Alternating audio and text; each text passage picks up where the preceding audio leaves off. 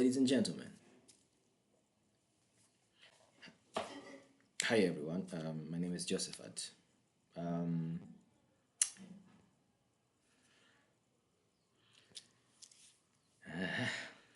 right. So I've been mentoring some people, most from Tanzania, who have been applying for Chevening Scholarship, and for the past 2 3 years, and I'm glad some of them have succeeded in getting the scholarship, which is a good thing. This time around, I have decided to make this one-time video that you can watch, and you will get maybe the most important information that I would like you to have when you are doing your application. But also, this also gives there is some bits of luck, of course, but hard work plays a very big part in getting the scholarship, right? So there are some things that I've been observing when I was reading the essays and mentoring people generally. There are some very few things that I've compiled together, and I'm going to present them in the name of red flags. These for me are the red flags. Every time when I'm mentoring people, I usually observe these things. And these are actually one of the reasons that can cost you whenever you are applying for any scholarship. And specifically, this is for Chevening Scholarship. So I'm going to mention the red flags, and it's up on you then. If you are also looking forward to applying for the scholarship this year, please refrain, please avoid these things, because to a very great extent they can decrease the chance of you getting one. The use of AI, because right now young people are using AI so much. I know, like, you can't avoid AI, but there are some situations whereby AI is not going to help you, especially when you're writing a story about yourself. Chevening is a storytelling application because you write essays. There have been 4 questions for a long time, and now they have changed a bit. They have changed the word limit, I guess. Uh, you do research by yourself and figure out about that. But I just want to comment on AI at this time, because you use AI, you lose the natural flow of your story. Your storytelling becomes robotic, generic. Actually, I received some essays from people who used AI, and I could spot that right away and told them, like, you know what, you used AI. There is no content you can get out of it. It's a very disappointing experience for a reviewer if somebody uses AI and send it to you for you to review it. Like, why are you doing that? Somebody can think of that. But yeah, just to tell you that those people who are creating AI, they are also creating AI detectors. So don't you ever think that Chevening Secretariat cannot identify AI written essays. Just stop it. Please, you can find your time to write an essay, a very good one, rather than thinking of AI. That's red flag number one. Red flag number two, oh, where's my manual? Red flag number two is deadliners. I will call them deadliners today. Those people who want to do things at the end of the time. You know, most of the times you'll be panicking. You won't be doing a good work. You want people to read your essays when it's too late. You understand? So that's why every time when I was reviewing people's essays, I used to tell them that make sure you write your essays in the first month, so that you'll have 2 other months to review them. You give me so much time to like not be panicking and read your essays and give you the responses so that you can work on them and send it again, and something like that. So please, if you want to apply for Chevening, make sure that you can dedicate and commit enough time. If you think that you're too busy this time around, don't do it, because at the end of the day, you're going to write a subpar application and you're not going to get it through it. It will discourage you in one way or another.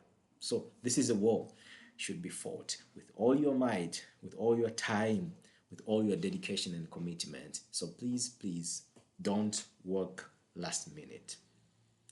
That is red flag number two. Red flag number three, asking bad questions. Stop asking bad questions.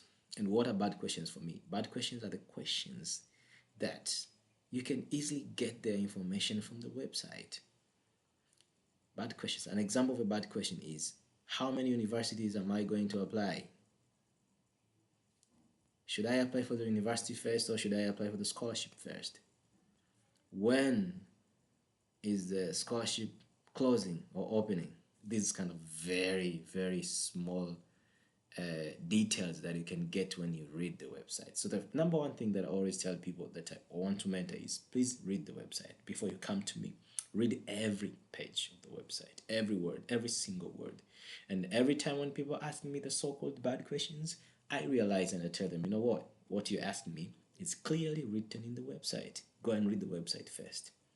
Right. This will discourage people who want to mentor you because they think that you are not dedicated enough.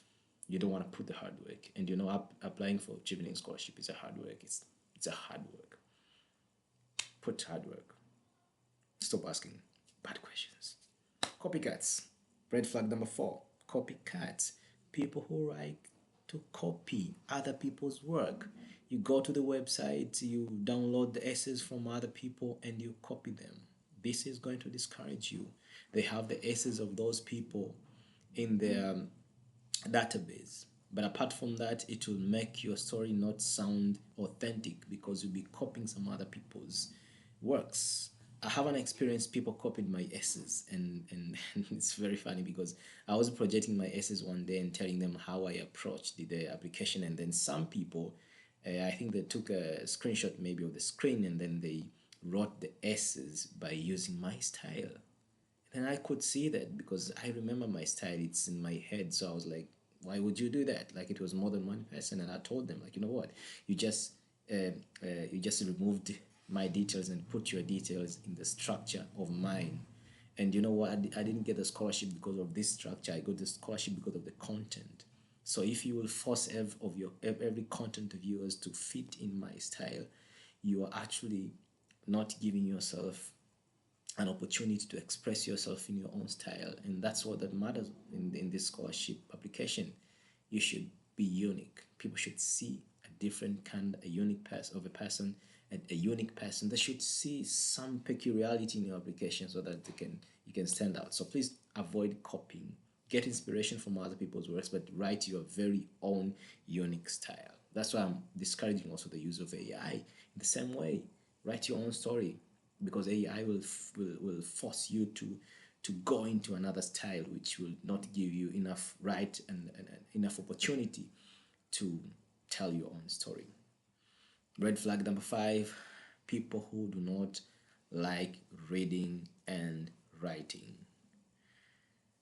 It goes back to gathering information. You have to gather a lot of information. You have to read a lot of articles. You have to go to a lot of sites and get all this information. If you are not that kind of a person, that's going to be hard for you to write a very good application. People do not like to write, right? Sometimes you need to write a lot of aces, a lot of words in the aces. You need to you have a word limit maybe of 500 words. Don't write 250. Don't write like 300 or 400 and you leave 100 words. No, please. The only thing that I can permit you is to leave maybe 5 words. If you can do it, if it's 500 word essay, you can just do a 500 all of it, or 495, 499, 498, that kind of writing. So please make sure that you are pushing yourself. You're working so much hard. Make sure that you dedicate and you give the best of yourself when you're applying. Don't give them an impression that you are not doing your best to get the scholarship, because there is a lot of competition, there's a lot of people, a lot of quality applications. So for you to stand a chance, you have to do everything at your best level. Like the bar should be like very, very, very high. Yeah, so this is all that I would like to share this time around. I know people will start drafting the application. Some have already started. This is just to say that I just want to wish everyone all the best during this process, and I hope everything turns out to be good, amazing for you, and you'll get yourself to the United Kingdom next year and change the story of your career for good. All the best.